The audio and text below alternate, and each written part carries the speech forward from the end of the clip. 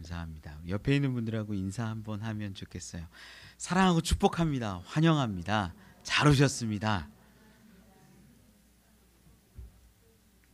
네,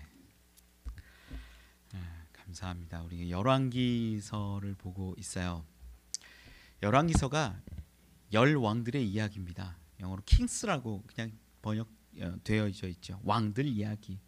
근데 그 왕들의 이야기가 다 문제 있고 연약하고 실패하고 잘못된 모습으로 가득 차 있는 이야기예요.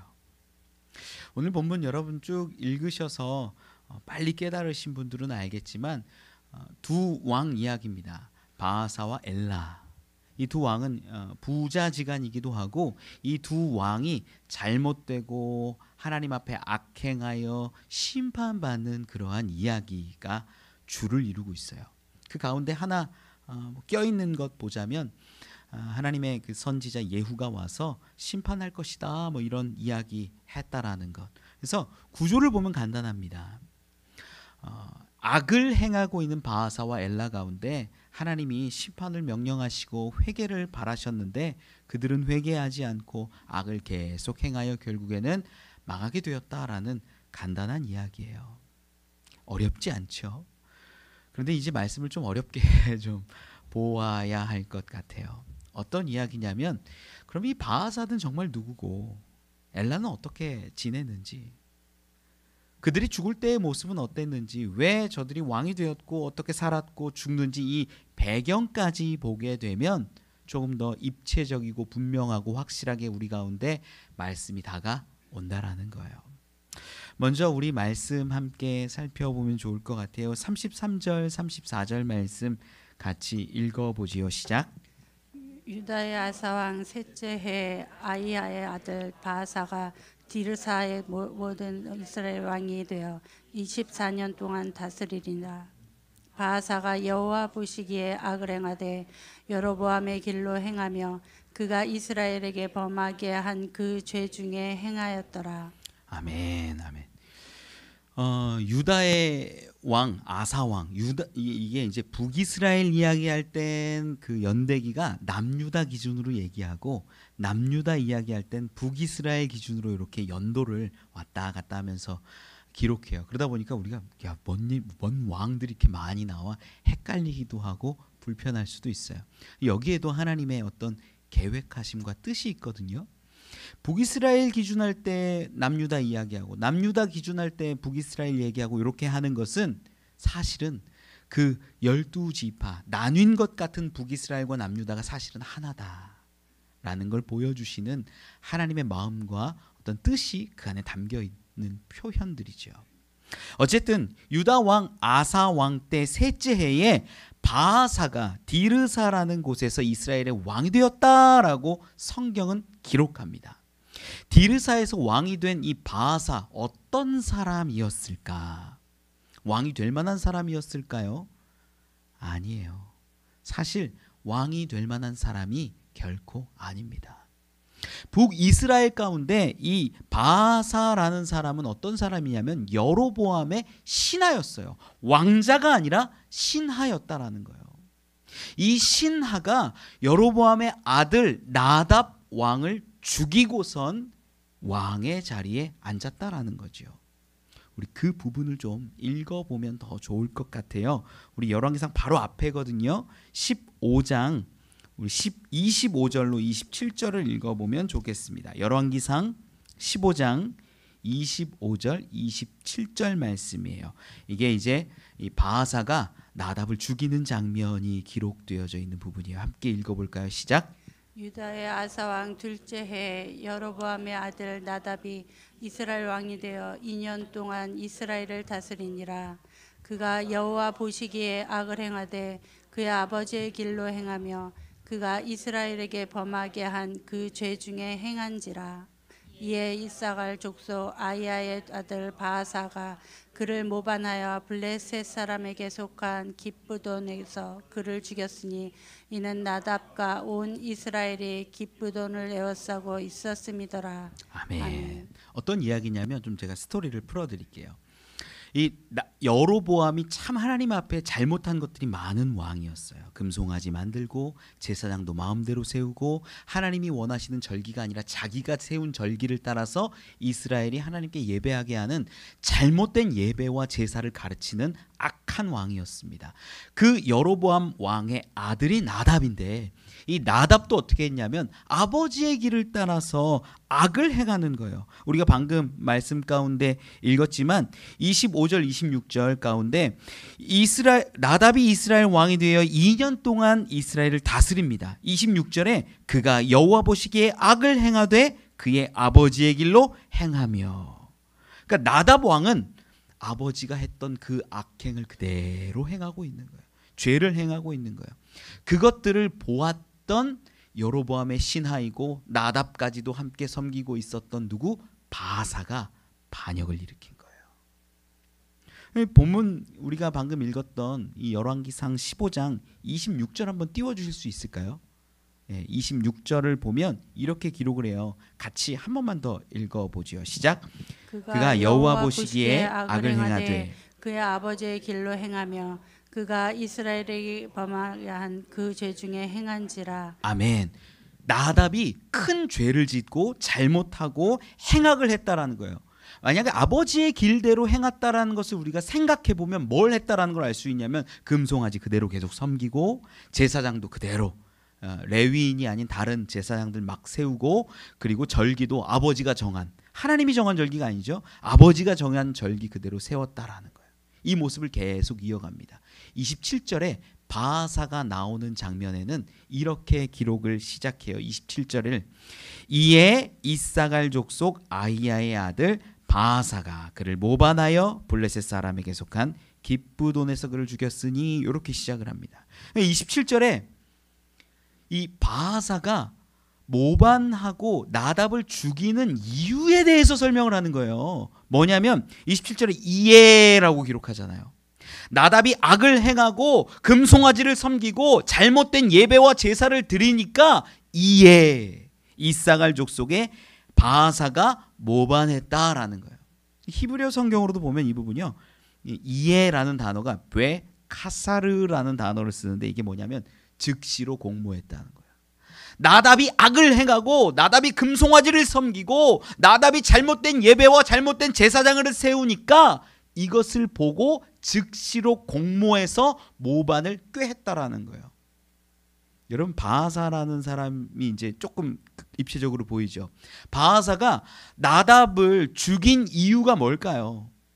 하나님의 뜻대로 예배하지 않고 하나님의 뜻대로 이스라엘을 치리하지 않고 제사장과 절기와 우상들, 이것들을 자기 마음대로 했던 아버지를 따랐기 때문에 바하사가 나답을 죽였다라는 거예요. 모반했다라는 거예요. 반역했다라는 거예요. 이해가 가시죠?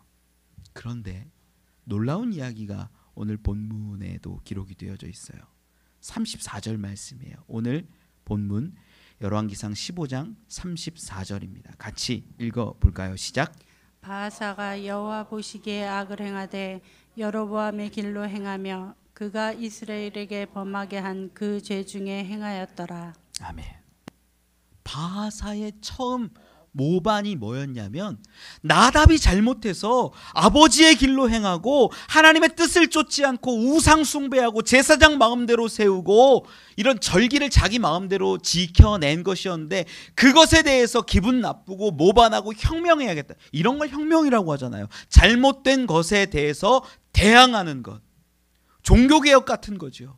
그런데 어느 순간 오늘 본문 34절에 넘어와서 보니까 바하사가 어떻게 했냐? 여로보암의 길로 갔대요.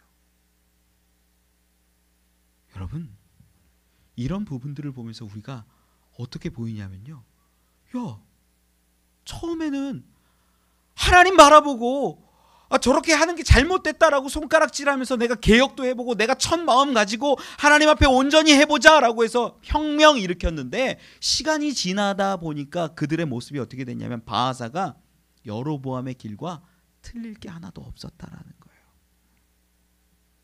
안타까운 모습입니다. 여러분, 이 모습이요, 우리에게 있는 모습이에요.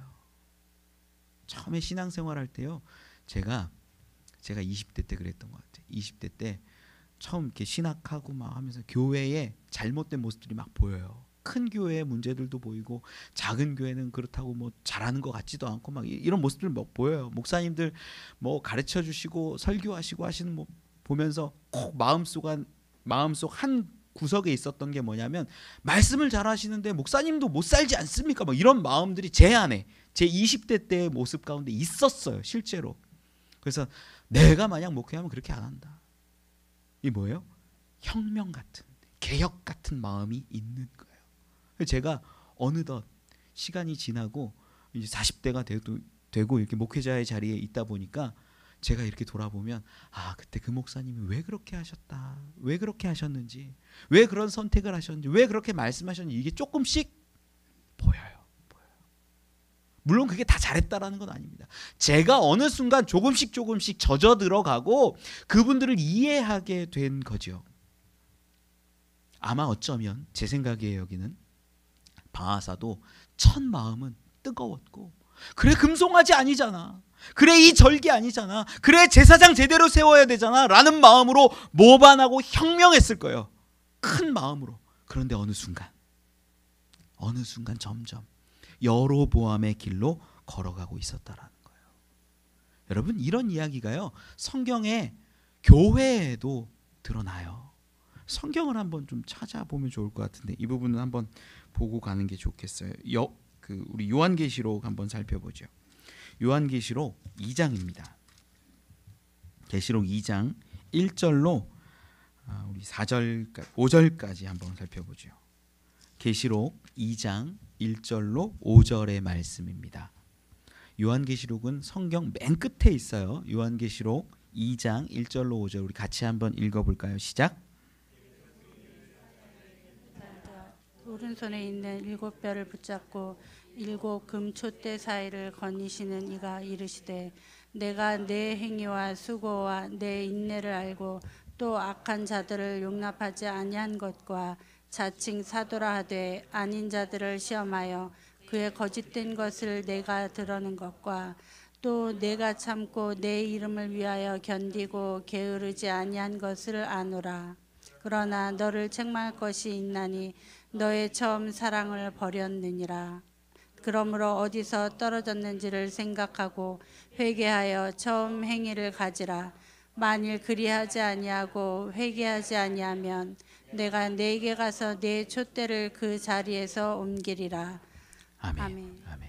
무슨 말씀이냐면 에베소 교회에게 하시는 말씀인데 내가 너 다 알아. 열심히 했고 노력했고 행위를 알고 인내를 알고 게으르지 않은 거 알아. 그런데 너에게 책망할 것이 있어. 처음 가졌던 그 사랑, 처음 가졌던 그 마음을 너가 버렸어 라고 말씀하시는 거예요. 여러분 우리 가운데 첫 마음을 버리고 신앙생활을 습관처럼 관습처럼 하는 사람들이 생각보다 많아요. 어쩌면 제가 볼 때 바하사도 그러지 않았을까라고 싶은 거예요. 나답이 행하는 것들을 보면서 개혁해야지, 잘못됐잖아, 정말로 하나님이 뜻한 게 뭐야 라고 마음을 가지니까 그 섬기던 왕을 죽이기까지 했던 거예요. 그런데 어느 순간 시간이 지나니까 그가 똑같이 살아가게 되는 거예요. 24년이 흐르면서 점점 여로보암의 길로, 잘못된 길로, 내가 비판했던 그 길로 가고 첫 마음을 잃은 채로 지내게 되었다라는 것입니다. 이것이 너무나 안타깝죠. 속상하죠.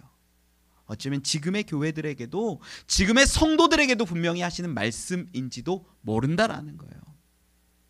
말씀을 우리가 계속 우리 본문 가운데 살펴보면 좋을 것 같아요. 우리 16장으로 넘어와서 1절로 4절까지 같이 읽어봅시다. 시작. 여호와의 말씀이 하나님에게 임하여 바하사를 꾸짖어 이르시되 내가 너를 티끌에서 들어 내 백성 이스라엘 위에 주권자가 되게 하였거늘 내가 여로보암의 길로 행하며 내 백성 이스라엘에게 범죄하게 하여 그들의 죄로 나를 노엽게 하였은즉 내가 너 바하사와 내 집을 쓸어내버려 내 집이 느밧의 아들 여로보암의 집같이 되게 하리니 바하사에게 속한 자가 성읍에서 죽은즉 개가 먹고 그에게 속한 자가 들에서 죽은즉 공중의 새가 먹으리라 하셨더라. 아멘. 아멘. 바하사에게 하나님의 사람 예후가 등장해서 감동으로 왔겠죠. 그래서 꾸짖어서 이야기하는 거예요. 이 이야기가 뭐냐면 쉽게 말하면 4절만 봐도 알겠죠. 바하사에게 속한 자가 성읍에서 죽은 즉 개가 먹고 그에게 속한 자가 들에서 죽은 즉 공중의 새가 먹으리라. 그 가정이 그 가족이 완전히 망하게 될 것임을 선포하는 이야기예요. 그런데 이 이야기가요, 여러분, 똑같이 어디에 있냐면 여로보암에게 선포된 말씀에 있어요. 열왕기상 우리 14장으로 살펴보면 14장의 11절에 보면 이렇게 기록을 합니다. 14장 11절이에요. 우리 같이 한번 읽어보면 좋을 것 같아요. 열왕기상 14장 11절 시작. 여로보암에게 속한 자가 성읍에서 죽은즉 개가 먹고 들에서 죽은즉 공중의 새가 먹으리니 이는 여호와께서 말씀하셨음이니라 하셨나니. 아멘. 여로보암에게 선포한 말씀이에요. 아이야 선지자를 통해서 전해준 거죠. 그런데 이 저주의 말씀이 희한하게 여로보암에게만 적용된 줄 알았는데 그 다음 아들 나답을 죽였던 바하사에게도 똑같이 임하고 있다라는 거예요. 저주의 내용까지도 똑같잖아요. 보니까 야 죽으면 들에서 성에서 개가 먹고 공중에 새가 먹고 너의 가문이 너의 가족들이 남자들이 다 멸족될 것이다라고 이야기하는 거예요. 똑같아요. 더 재밌는 부분들이 이제 본문 가운데 펼쳐지는데 여러분 바하사가 누구였냐면 여로보암과 나답의 신하였잖아요. 우리가 방금 전에 살펴봤잖아요. 그러면 여로보암은 누구의 신하였는지 여러분 기억하세요? 솔로몬의 신하였어요. 여로보암도 누구였냐면 왕이 될 만한 사람이 아니라 솔로몬의 신하였는데 어느 날 솔로몬의 명령을 따라서 요셉 지파의 사람들 가지고 막 일도 시키고 막 이렇게 하는 지휘관이었는데 신하 중에 한 사람이었는데 들에서 하나님의 음성을 듣고 이야기하는 거예요. 네가 이 옷 조각을 12로 나눈 이 선지자를 통하여서 10지파는 너에게 주고 2지파는 이 솔로몬과 유다 지파에게 주어서 통치하게 할 거다. 그 이야기를 갑자기 들어요. 그래서 왕이 된 자가 누구였냐? 여로보암이라는 거예요. 여로보암. 여로보암도요. 배경을 보면 솔로몬의 악행 가운데 하나님이 뭔가를 징계하셔서 10지파를 찢어서 좀 살려보려는 마음과 기대를 가지고 세웠던 자가 여로보암이었던 거예요. 그런데 안 되고 악을 행하고 잘못 가고 금송아지 만들고 이러니까 하나님이 심판을 명령하셨던 거죠. 오늘 읽었던 바하사는 어떻습니까? 바하사도 우리가 깊은 내면까지 살펴보니까 어땠냐면 좀 나답이 잘못하고 있는 거 이거 혁명해야겠다. 잘못된 거 좀 이야기해야겠다. 그래서 죽여서 모반해서 왕이 된 자라는 거예요. 똑같아요, 구조가. 더 재미있는 것들이 있어요. 우리가 이 여로보암 같은 경우에 우리가 방금 읽었던 열왕기상 15장에 보면 나답 같은 경우에 죽이는 게 바하사가 죽이는 그 장면에서 어떤 이야기가 있냐면 15장 우리 25절로 27절까지 읽은 그 부분에서 죽이는데 그 자리가 어디였냐면 27절에 기록을 해요. 여기 한번 다시 읽어볼까요? 27절 15장 27절 바하사가 나답을 죽이는 자리예요. 27절 읽어보죠. 시작. 이에 이사갈 족속 아이야의 아들 바하사가 그를 모반하여 블레셋 사람에게 속한 기브돈에서 그를 죽였으니 이는 나답과 온 이스라엘이 기브돈을 애워싸고 있었음이더라. 아멘. 자리가 어디냐면 기브돈이라는 지역에서 이 바하사가 이 나답을 죽이는 거예요. 근데 여기서 보니까 성경에서 기록을 하잖아요. 이스라엘이 기브돈을 애워쌌대요. 전쟁 중이라는 표현이에요. 전쟁 중이라는. 기브돈은 블레셋에게 속해서 블레셋이 통치하고 있는 지역인데 나답이 뭘 했냐면 야 여기가 하나님의 땅이야. 원래 우리 이스라엘에게 주신 땅이야. 이 땅을 회복하자. 그리고 이 기브돈이라는 지역은 원래가 이 단지파에게 속하여서 레위인들에게 줬던 성읍이에요. 그러니까 레위인의 지역이니까 하나님이 특별히 원하시는 하나님의 사람들의 제사장들의 지역이라는 거예요. 그런데 이 지역을 수복하려고 회복하려고 이 나답과 함께 온 이스라엘이 일어나서 기브돈에게 전쟁을 일으킨 거죠. 여기에서 어떻게 했냐? 바하사가 모반한 거예요. 우리가 상상을 해볼 수 있죠. 제가 상상하긴 그런 거예요. 야, 이 전쟁 시작했는데 하나님의 영광을 위하여 하나님의 뜻을 위하여 전쟁을 치르기 시작했는데 보니까 나답이 이상하게 가는 거예요. 하나님 앞에 영광되게 하지도 않고 금송아지에게 제사하고 이런 악행하는 모습들이 너무나 기분 나쁘고 화가 나니까 바하사가 여기서 일으켜서 모반을 해서 나답을 죽이고 왕이 됐다라는 거예요. 이 보이죠? 그 지역이 기브돈 지역이라는 거예요. 그런데 우리가 오늘 엘라라는 왕, 이제 이 바하사의 아들이 엘라인데 이 엘라가 죽는 곳이 어딜까요? 기브돈이에요. 여기서 죽는 거예요. 디르사에서. 우리 이 죽는 장면도 살펴볼 수 있는데요. 열왕기상 16장의 15절에 보면 오늘 본문 바로 다음 절이죠.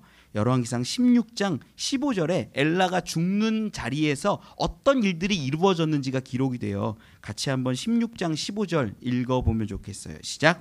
유다의 아사왕 제27년에 시므리가 디르사에서 7일 동안 왕이 되니라. 그때 백성들이 블레셋 사람에게 속한 기브돈을 향하여 진을 치고 있더니. 아멘. 기브돈에서 전쟁하고 있을 때 엘라는 따로 떨어져 나와서 디르사에서 술 취해서 먹고 흥청망청하고 있다가 이 시므리에 의해서 죽임당하는 거예요. 이때도 희한하게 이 기브돈 지역을 놓고 전쟁하고 있는 이스라엘의 모습이 확인이 되는 거예요. 야, 이게 이상하게 비슷하게 흘러가요. 여로보암과 나답 그리고 바하사와 엘라, 이 두 부자지간의 모습이요 마치 이렇게 세상 사람들이 말하는 평행이론이라고 그래요. 이렇게 시대는 다른데 비슷하게 흘러가는 모습들, 그 모습으로 지금 보이고 있다라는 거예요. 여러분, 엘라가 통치를 몇 년 했냐면 성경 방금 봤지만 2년 했어요. 그건 이제 시므리는 7일 동안 한 거고 엘라 같은 경우에는 2년 했어요. 그리고 우리가 알고 있는 나답도 아까 읽었지만 나답이 왕이 되어 몇 년 동안 통치때 2년 통치. 똑같아요. 여러분, 하나님이 여로보암 가문을 멸족시킨다라고 이야기했을 때 실제로 바하사를 통해서 그 가문의 남자들이 다 죽어요. 그리고 바하사에게 예후가 선포했을 때 심판할 것이다, 하나님이 그 이야기했을 때 이 바하사와 엘라의 가문 사람들, 가족들, 남자들, 심지어 친구까지 다 멸족당해요. 시므리에 의해서. 이 흐름이요 동일하게 흘러가고 있어요. 성경 말씀을 볼 때 깜짝깜짝 놀라는 거예요. 야, 어떻게 연대까지 비슷해? 죽는 자리에서 이스라엘이 뭘 하고 있었는지도 비슷해. 하나님이 저들에게 말씀하신 것도 비슷해. 이야기가 돼요. 여러분, 오늘 본문 가운데에서 우리가 방금 1절에서 4절도 읽었는데 여기서 하나님이 예후라는 선지자를 통해서 바하사에게 하신 말씀들을 가만히 살펴보면요, 하나님이 바하사에게 가진 기대와 마음들이 보여요. 오늘 본문 읽었던 말씀인데 1절 말씀 1절 2절만 읽어도 이렇게 기록을 해요. 1절 2절 같이 한 번만 읽어볼까요? 시작. 여호와의 말씀이 하나니의 아들 예후에게 임하여 바하사를 꾸짖어 이르시되 내가 너를 티끌에서 들어 내 백성 이스라엘을 위해 주권자가 되게 하였거늘 내가 여로보암의 길로 행하며 내 백성 이스라엘에게 범죄하게 하여 그들의 죄로 나를 노엽게 하였은즉. 아멘. 하나님이요, 내가 너 왕 세웠어. 여로보암에게도 말씀하셨던 거 똑같이 흘러가고 있는 거예요. 지금 악행이 가득한 그 이스라엘의 모습 가운데 내가 너를 왕으로 세웠어. 그러면 내가 너에게 기대하는 게 뭐겠니? 나의 뜻을 따르고 나의 말씀을 지키고 그대로 살아가는 거야. 그런데 여로보암도 그렇고 나답도 그렇고 바하사도 그렇고 엘라도 그렇고 그 뜻을 따르지 않고 회개하지 않고 있다라는 거예요. 여러분, 그 여로보암에게 하나님의 선지자들이 계속 와서 이야기해요. 아이야가 이야기했고요. 나중에 유대의 그 하나님의 사람이 와서 이야기했고요. 말씀들이 계속 이어지는 거예요. 그리고 오늘 본문에서도 보니까 예후가 하나님의 말씀 가운데 서가지고 선포하는 거예요. 여로보암에게 했던 이야기처럼 똑같이. 왜 그럴까? 왜 그럴까? 자꾸만 비슷하게 반복되고 있는, 동일하게 흘러가고 있는 이야기 가운데 꼭 놓치지 말아야 할 것들이, 하나님은요 여로보암에게도 마찬가지고 오늘 나온 바하사에게도 마찬가지고 하나님의 사람을 보내셔서 심판을 이야기하신다라는 거예요. 이 심판은요 단순히 너희를 죽이겠다, 너희를 멸하겠다라는 이야기가 아니에요. 이건 회개하고 돌아오라는 말씀이에요. 우리가 이 말씀을 깨달아야 되는 거예요. 여러분, 우리 인생 가운데 흘러가는 것 같고, 내 마음대로 내 뜻대로 하는 것 같지만, 그 가운데 하나님의 역사하심과 붙잡으심이 분명히 있기 때문에 이제는 말씀들을 깨달으면 그 말씀을 보고 돌이킬 줄 알아야 돼요. 많은 사람들이 하나님의 말씀을 듣고 설교를 듣고 회개하라 이야기하면요, 그래 회개해야 돼 라고 생각을 해요. 생각을 하는데 그 회개의 마음과 감정이요 내 삶으로 돌아오질 않는 거예요. 많은 사람들이 그래요. 전우사님이 어제 그런 얘기를 하더라고요. 설교 어린아이들 준비하는 게 쉽지는 않지만 이렇게 해서 준비하면 될 것 같습니다. 그래서 저랑 이 바하사 이야기하고 엘라 이야기하고 막 그래요. 이제 제가 이제 설교 준비하고 있으니까 팁도 주고 하는데, 아이들에게 깊은 이야기하기가 사실 쉽지는 않죠. 쭉 얘기하면서 제가 그런 얘기를 하나 그 전사님한테 덧붙여 드렸어요. 전사님, 설교를 잘한다고 그 설교가 사람을 변화시키는 게 아니에요. 나는 설교하는데 그 받은 말씀을 그 사람들이, 어린아이들이 됐던 어른들이 됐던 말씀을 받고 그 말씀 가운데 때로는 찔리기도 하고 도전받기도 해서 그 말씀대로 살아가려는 모습들이 그 인생을, 그 신앙을 더 성숙하게 하는 거예요. 그래서 설교 잘하는 게 아니라, 우리는 설교하면 하나님이 그 사람들의 마음과 귀와 생각과 모든 곳 가운데 찔러 쪼개고 역사하는 그 일들이 있어야 되는 거예요. 이 얘기를 해요. 너무 부담 갖지 마라라는 얘기인데 너무 제가 이제 깊게 얘기를 한 거죠. 여러분, 여기서 우리가 분명히 알아야 되는 게요, 제가 설교하고 말씀 가르치고 뭐 히브리어가 이렇습니다, 헬라어가 이렇습니다, 이거 솔직히 중요한 게 아니라, 회개해야 되는구나 라는 말씀이 내 가운데 딱 들어오면 회개의 삶을 살아보려고 노력하는 모습이 있어야 된다라는 거예요. 회개 좋은 거네, 회개 필요하네, 회개 알아야겠네, 여기서 끝나는 게 아니에요. 하나님은 계속 말씀하세요. 그거 아니야, 그거 아니야, 그거 아니야. 그런데 우리는 알아요 말하고 또 그 길로 행해요. 이스라엘의 그 210년 250년 가까이 되는 그 역사들을 쭉 보면요, 역대 왕조가 한 9개 정도 왕조가 세워집니다. 근데 왕조가 다 신하에 의해서 이렇게 모반당하고 혁명처럼 이루어지고 계속 이 스토리일 거예요. 시므리 같은 경우에 7일밖에 안 돼요. 왕으로 통치한 기간이. 말도 안 되는 이야기가 계속 흘러가요. 왜 그럴까? 저들이 회개하지 않았기 때문이라는 거예요. 여러분, 말씀은요, 설교는요, 그것 자체가 좋고 의미 있는 것이 아니라 그것을 받아들이는 사람이 이게 하나님의 말씀이구나 라고 깨닫고 거기에 내 마음을 마치 주파수처럼 이렇게 딱 맞추어 낼 때 그것이 힘과 능력이 생긴다라는 거예요. 아무리 좋은 목사님들 설교 해보십시오. 여러분, 큰 교회 가고 유명한 교회 가고 많이 배운 목사님께 가고 그런다고 되는 게 아니라, 그 하나의 말씀이라도, 부족한 어떤 목자의 말씀이라도 그 말씀이 내 삶 가운데 변화를 일으킨다면, 그것이 시작되었다면 그것으로부터 하나님은 역사하신다라는 거예요. 우리가 이걸 알아야 되는 거예요. 이걸. 그래서 회개할 줄 알아야 돼요. 내 삶을 바꿔낼 줄 알아야 돼요. 설교 듣고 귀만 즐거운 게 아니에요. 여러분, 기도해야 된다라고 말하고 뭐 자녀 위해서 부르짖어야 된다고 말하는데 해야죠 라고 말하는데 얼마나 도전하시는지 모르겠어요. 얼마나 아침 제단을 쌓으시고 얼마나 아침에 하나님께 부르짖고 새벽에 아침에 부르짖는 자에게 하나님 응답하신다고 말씀하셨는데 마음은 있어요, 생각은 있어요 라고 말하면서 하시지 않는 분들을 너무 많이 봐요. 회개하겠다고 말하는데 삶의 모습은 전혀 안 바뀌는 사람들 너무 많이 봐요.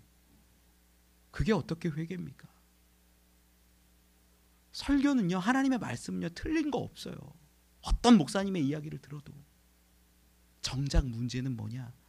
그것을 듣는 우리, 회개하지 않는 우리라는 거예요. 말씀을 돌아와서 계속 살펴보죠. 오늘 본문 5절로 7절까지 같이 읽어보겠습니다. 시작. 바하사의 남은 사적과 행한 모든 권세는 이스라엘 왕 역대 지략에 기록되지 아니하였느냐? 바하사가 그의 조상들과 함께 자매 디르사에게 장사되고 그의 아들 엘라가 대신하여 왕이 되니라. 여호와의 말씀이 하나니의 아들 선지자 예후에게도 임하사 바하사와 그의 집을 꾸짖으심은 그가 여로보암의 집과 같이 여호와 보시기에 모든 악을 행하며 그의 손의 행위로 여호와를 노엽게 하였음이며 그의 집을 쳤음이더라. 아멘. 바하사 왕 같은 경우에 그렇게 행악했을 때 하나님이 정말로 안타까워서 예후를 통해서 말씀을 선포하게 하셨고 꾸짖으셨고 회개를 기다리셨어요. 그런데 그가 어떻게 했냐? 돌이키지 않아요. 회개하지 않아요. 그 모습은 어디까지 연결이 되냐? 엘라에게까지 이어진다라는 것입니다. 우리 오늘 본문 8절로 10절까지도 계속 읽어보죠. 8절로 10절 시작. 유다의 아사왕 제26년에 바하사의 아들 엘라가 디르사에서 이스라엘의 왕이 되어 2년 동안 그 왕위에 있으리라. 엘라가 디르사에 있어 왕궁 맡은 자 아르사의 집에서 마시고 취할 때 그 신하 곧 병거 전반을 통솔한 지휘관 시므리가 왕을 모반하여 시므리가 들어가서 그를 쳐 죽이고 그를 대신하여 왕이 되니 곧 유다의 아사왕 제27년이라. 아멘. 보니까 동일하게 흘러가고 있다라는 게 이제 보이는 거예요. 여로보암과 여로보암의 아들 나답, 여로보암의 통치와 나답의 2년 통치, 그 이후에 바하사가 하나님의 뜻을 좀 지켰으면 좋겠다라는 어떤 기대와 마음 가지고 혁명을 일으켜서 이 나답을 죽였는데 그의 24년의 통치 기간이 끝나고 엘라가 다시 왕이 되었을 때 2년쯤 되었을 때 똑같이 전쟁도 벌어지고 똑같이 싸움이 있을 그때에 술 취해 있으니까 어떻게 해요? 시므리가 와서 찔러 죽이는 거예요. 똑같이 일어납니다. 똑같이 반복됩니다. 안타까운 모습들이에요. 계속 반복되는 그 모습이. 말씀 계속 끝까지 읽어볼까요? 우리 11절로 14절까지 읽어봅시다. 시작. 시므리가 왕이 되어 왕위에 오를 때 바하사의 온 집안 사람들을 죽이되 남자는 그의 친족이든 그의 친구든 한 사람도 남기지 아니하고 바하사의 온 집을 멸하였는데 선지자 예후를 통하여 바하사를 꾸짖어 하신 여호와의 말씀이 같이 되었으니 이는 바하사의 모든 죄와 그의 아들 엘라의 죄 때문이라. 그들이 범죄하고 또 이스라엘에게 범죄하게 하여 그들의 헛된 것들로 이스라엘의 하나님 여호와를 노하시게 하였더라. 엘라의 남은 사적과 모든 일은 이스라엘 왕 역대 지략에 기록되지 아니하였느냐. 아멘. 시므리가 이제 엘라를 죽이고 나서 7일 동안 왕이 돼요. 7일 동안. 7일도 왕인가 싶어요. 근데 그가 7일 동안에 했던 일들을 싹 보니까 이 바하사의 가문, 엘라의 가문 가운데 남자들을 다 죽이는 거예요. 다 죽여. 완전히 멸족하는 거예요. 그런데 그 죽이는 과정들을 성경은 어떻게 해석하냐면 하나님이 예후를 통하여서 말씀하시고 예언하셨던 이야기가 그대로 이루어졌다라고 보는 거예요. 이 당시 고대 근동에서는요, 혁명이 일어나서 반역이 일어나서 왕을 죽이면 당연히 멸문지화를 시킵니다. 왕의 가족은. 왜냐하면 다시 복수할 수 있잖아요. 그러다 보니까 남자들은 다 죽이는 거예요. 그게 일반적인 방법이에요. 그런데 성경은 그렇게 보지 않는 거예요. 사람의 방법으로 복수했다, 불씨를 완전히 꺼뜨렸다, 이렇게 보는 것이 아니라 하나님이 그들 가운데 심판했다라고 보는 이 시선을 갖고 있어요. 뭐냐? 이 모든 역사의 주관자가 하나님이신 것을 보여주는 거예요. 심판하고 계시는 장면이라는 거죠. 자, 이제 바하사와 엘라 왕을 중심으로 해서 우리가 분명히 정리를 해보면 이렇습니다. 바하사는 신하였어요, 나답의. 그런데 그가 반역을 합니다. 여로보암은 어때요? 솔로몬의 신하였어요. 반역을 했어요. 바하사를요 하나님이 주권자로 세우셨다라고 오늘 본문에서도 기록을 해요. 여로보암도요 하나님이 주권자로 세우셨다라고 기록을 해요. 14장 7절에 보면 바하사와 이 바하사는요 나답의 악행을 보고 일어섰던 거예요. 어떤 선한 목적이 조금은 있었던 것으로 보여요. 그리고 여로보암 같은 경우에도 솔로몬의 악행과 무너짐 가운데 하나님이 그렇게 허락하셨던 거죠. 바하사의 아들 엘라 같은 경우에는 전쟁 중에 술 취해 있다가 드르사에서 이 군사 반란으로 인하여 죽게 되잖아요. 여로보암 나답 어땠어요? 여로보암의 아들 나답 그도 동일하게 깁브온에서 싸움하다가 거기에서 죽임 당합니다. 엘라 통치 2년, 나답 통치 2년, 여로보암의 가문, 나답의 가문 다 멸망하고 또 이 바하사와 엘라의 가문도 다 완전히 죽게 되는 것들을 우리가 확인한다. 여러분 이 이야기들이요 스토리가 동일하게 흘러가고 있다는 걸 우리 자꾸 보게 되는 거예요. 여기서 우리는 확인합니다. 그 가운데에 하나님의 말씀이 회개를 원하시고 돌아오기를 원하시는 그 말씀이 계속 있다는 것을 다시 또한 봐요. 여러분 여긴 뭘 이야기하는 걸까요? 우리의 반복되는 죄, 우리의 반복되는 행악 가운데에서 하나님이 늘 돌아오기를 원하시고 회개하기를 바라신다는 이야기가 담겨 있는 거죠. 근데 많은 사람들이 주일날 예배 드리면 뭐 다 된 거라고 생각을 해요. 아니에요. 주일날 예배 드리고 말씀을 듣는 건 어떤 거냐면요 여기서 힘을 얻어서 내 삶을 바꾸어 나가길 원하는 모습으로 열매 맺어야 되는 거예요. 이게 안 되면 내가 예배 드렸으니까 뭔가 됐지, 예배 드렸으니까 하나님이 날 기뻐하시겠지, 난 천국 가겠지, 난 구원 받겠지라고 생각하는데 아니에요. 그게 정말 하나님이 원하시는 건 뭐냐면 말씀의 힘을 얻어서 다시 용기를 얻어서 일어나서 내 삶을 바꾸어가고 회개하고 하나님이 원하시는 삶으로 자꾸 맞춰가고 바꿔가는 삶을 기대하신다라는 거예요. 많이들 이걸 안 해요. 그냥 이 자리에 있으면 된 거라고 생각을 해요. 여러분 아닙니다. 제가 철로역정 그 세미나를 갔다 왔는데 철로역정에서 막 다니다가 중간에 교회란 곳에 가요. 이게 철로역정 세미나 나중에 한번 교회에서 갈 건데 철로역정 교회라는 곳에 가면 쉼을 얻어요. 회복을 얻어요. 그리고 거기서 뭐 막 창검 무기도 들고 그리고 나서 뭐 하냐? 다시 싸우러 가는 거예요. 그걸 교회라고 이야기해요. 저 그거 보면서 무릎을 탁 쳤어요. 맞아. 교회는 여기서는 쉼을 얻어서 회복을 해서 다시 싸울 만한 용기를 얻어서 세상 가운데 내가 나아가서 하나님의 뜻을 이루고 하나님이 원하시는 일들을 해 나가는 자리, 그 준비하는 자리가 교회라는 거예요. 세상에서 실패하고 돌아오는 곳이 아니라 여기서 힘을 얻어서 세상에서 싸워 이겨내는 자리가 교회라는 거예요. 여러분 우리는 어떻습니까? 반복되는 일상, 반복되는 죄악 가운데 빠져 있으면서 일어날 힘과 용기도 없고 교회 오면 뭔가 되겠지라는 생각하십니까? 아니에요. 말씀을 듣고 말씀을 배우고 깨달으면 이 말씀이 나를 움직여서 내 삶을 바꾸어내고 회개의 삶, 하나님이 기뻐하시는 그 삶으로 맞추어 가야 된다라는 거예요. 말씀을 맺습니다. 저희 둘째 아이가 예전에 굉장히 까칠했어요. 한참 힘들었었던 때가 있어요. 뭐 집어던지는 거 잘해가지고 저한테 굉장히 많이 꾸지람도 당하고 혼났죠. 던지지 마라 아무리 이야기해도 던지는 거예요. 그게 그때가 뭐 한 5살 6살 요때예요. 한참 미운 짓 가끔 할 때 있거든요. 막 어렵게 하는데 한 번은 돌을 지 형한테 던져가지고 피가 나가지고 이제 구급차에 실려서 병원 가서 이제 꼬매고 막 이랬던 적이 있어요. 안 되겠다. 너 한 번만 더 던지면 아빠한테 이제 발바닥 매 맞아. 딱 얘기를 했어요.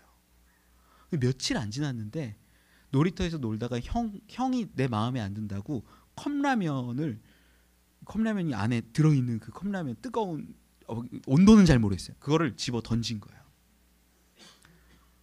맞지는 않았대요. 제가 집에 와서 때렸어요. 발바닥을 때리고 나서 너 던지지 않기로 약속했고 던지지 말라고 가르쳤는데 왜 그랬어? 이건 잘못된 거야. 분명히 하고 혼냈어요. 물론 때린 거 마음 아프죠. 왜 때릴까요? 잘하라고, 고치라고. 잘못된 거 그냥 둘 수 없으니까. 정말 잘못된 모습들이 있는데 그때 고치라고 때린 거예요. 물론 지금은요, 너무나 동생들 잘 돌보고 사랑스러운 둘째 아들입니다. 제가 정말 기대가 되는 아이예요. 어릴 때 붙잡아주지 않으면 무너지는 거예요. 여러분, 하나님이 하나님의 사람을 통해서, 예후를 통해서 왜 말씀을 하실까요? 왜 깨닫게 하실까요? 오늘 여러분들이 이 자리에 나오셨는데 왜 하나님의 말씀을 통해서 여러분 회개하라는 이야기를 괜히 주실까요? 우리의 삶이 반복되는 죄악과 반복되는 실패와 문제 가운데 빠져 있기 때문이라는 거예요. 수많은 선지자들이 하나님의 이름을 선포합니다. 심판을 이야기합니다. 하나님이 두려워하라고 그러는 게 아니에요. 하나님이 여러분들을 미워해서가 아니에요. 고치라는 거예요. 회개하라는 거예요. 그게 하나님의 사랑의 방법이라는 거예요. 그런데 우리는 북이스라엘처럼 계속 회개하지 않고, 하나님이 은혜를 주시고 왕권을 주시고 세우셨는데, 주권자로 부르셨는데도 계속 잘못한 인생을 살아갑니다. 이것이 너무나 가슴 아픈 모습이에요.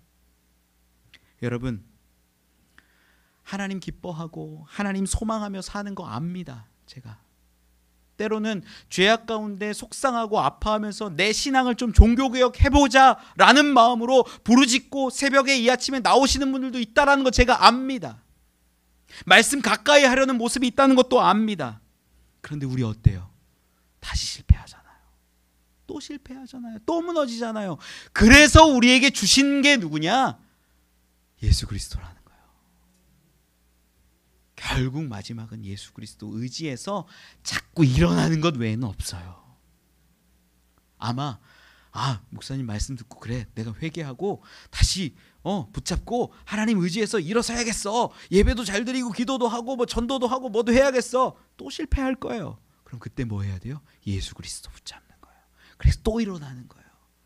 여러분, 신앙은요 그렇게 일어남의 훈련이에요. 일어남의 훈련. 늘 무너질 수밖에 없어요. 우리는 어쩌면 이 북이스라엘 모습이 우리의 모습을 압축해서 그대로 그려놓은 것이에요. 그러나 우리 하나님 의지하고 일어납니다. 또 일어납니다. 또 일어납니다. 그렇게 일어나다 보면 언젠가는 설 수 있게 되고 걸을 수 있게 되고 하나님이 기뻐하시는 삶이 될 수 있습니다. 그러한 믿음과 소망으로 살아가는 저와 여러분 되시길 간절히 축원합니다. 기도하겠습니다.